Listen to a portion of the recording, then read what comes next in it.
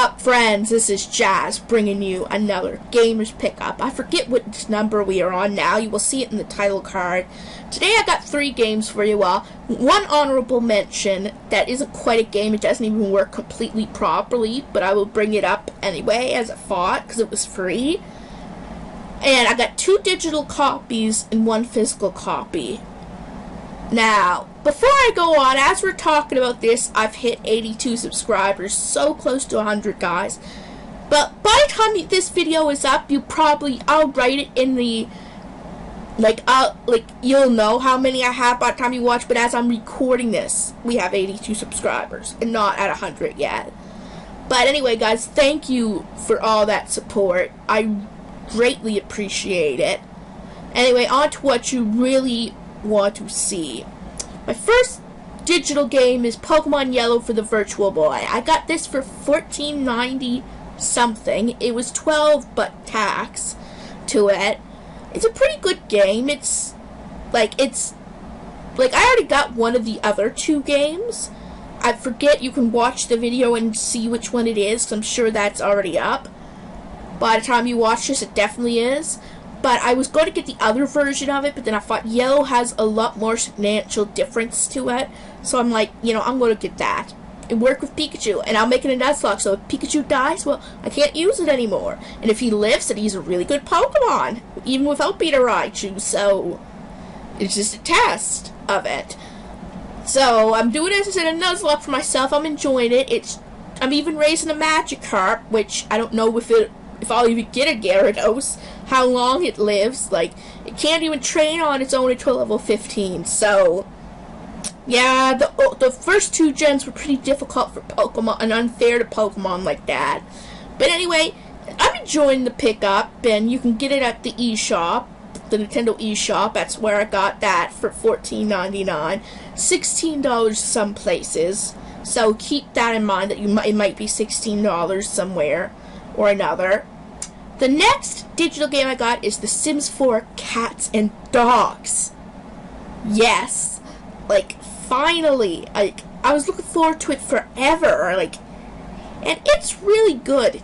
Just one significant problem: the price. See, expansions used to be $29.90 something, which made it $35 perhaps normally. You know what this was? $46 altogether. That was with tax. Almost $50, guys. And I love it. I love the game, right? Don't get me wrong.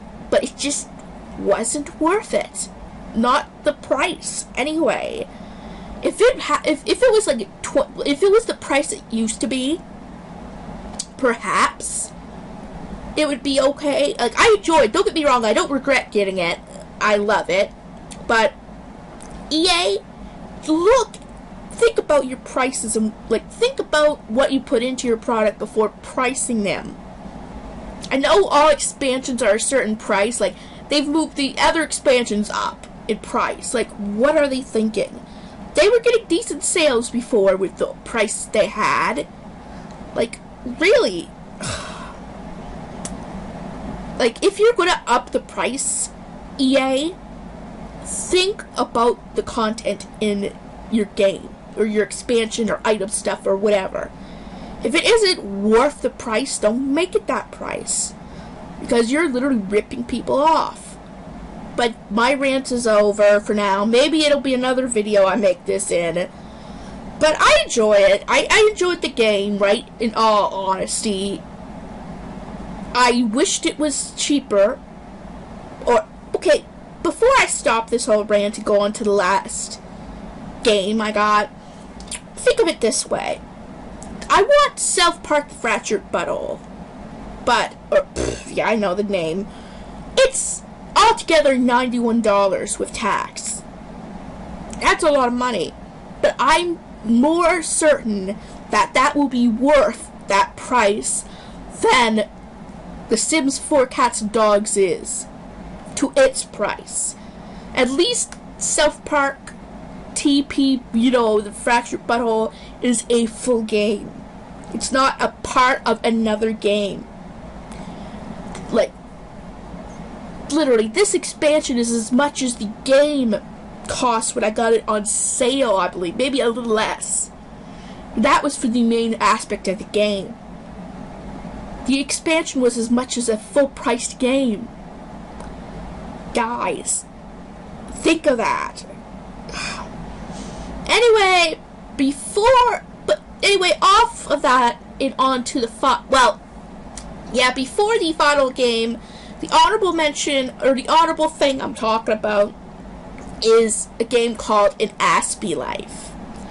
This game, sort of, it's a thing that requires a lot of updates on the developer's part. It pretty much shows you kind of what it's like to have Asperger's in a way.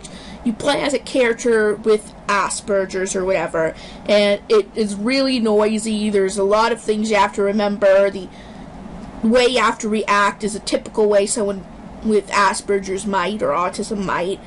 And it's a good idea. I really do like the idea, but the game is not complete. You're confused half the time. You freeze up a lot of the time. You can't save, or it not specifically says how to save. You need some game account, which I made, but they won't let me sign in. It just has a lot of bugs, is what I'm saying. I don't really count it as a game at this point because how well or unwell it's handled. But I got it for free, I didn't get it. I downloaded it for free. That could be the whole issue. But I watched another guy's review on it, and he didn't get far either, and he had an account. So, yeah, that does not work. The actual final game I got is Pokemon Ultra Moon. Or should I say Pokemon Moon 2.0. Okay, I know this is like, I'm going to talk about this a little bit more too. I like the game. I do, right? And there's some features there that are not in Pokemon Moon or Sun that work really well. It's polished a lot better. It's technically better, as I said, 2.0. It's technically better than Sun and Moon in almost every way. Heck, your character seems to show more emotions, at least sometimes. It isn't like you might have a blank face for a certain amount of time, but once in a while, when a moment really matters, you react. Your character reacts. So that I love, right? That is polished. You have more interaction with things, including certain Pokemon. You'll go and you'll play games with them or whatever. There's a photo studio and everything. I know I'll have an own review on it at some point, but it's pretty much Pokemon Sun and Moon 2.0, where a lot of the story is the same, but you have different angles, which I suppose that is where they were going with it. But the thing is, they didn't hype the game enough either. They didn't show very much of it. I don't know whether they were afraid the game would not be bought, or what, because of how similar it is, unless it was unknown that way. But then again, the post game. I never played it all the way, but I've watched walkthroughs. The post game. Oh my god, they made up for the lack of originality with that alone. The whole Team Rainbow Rocket aspect, battling all the past evil bosses, that is amazing, right? But it is something I can laugh about, it being Pokemon Moon 2.0, because, like, you know what, like, there'll be some different totem Pokemon in different trials in some ways, and that is good too. I mean, when I first played the game, I'm like, wait, what game did I get again? Like, I'm doing a Let's Play on it. Well, I am, but it's going to be a choice Let's Play. I'm working on it now. And I'm actually doing a Nuzlocke because of how similar it is. Now, that's probably stupid on my part because how challenging Sun and Moon was. And I'm just making it so I cannot completely lose in the way of having to cancel a Let's Play. I'm just going as it goes, not stressing it over.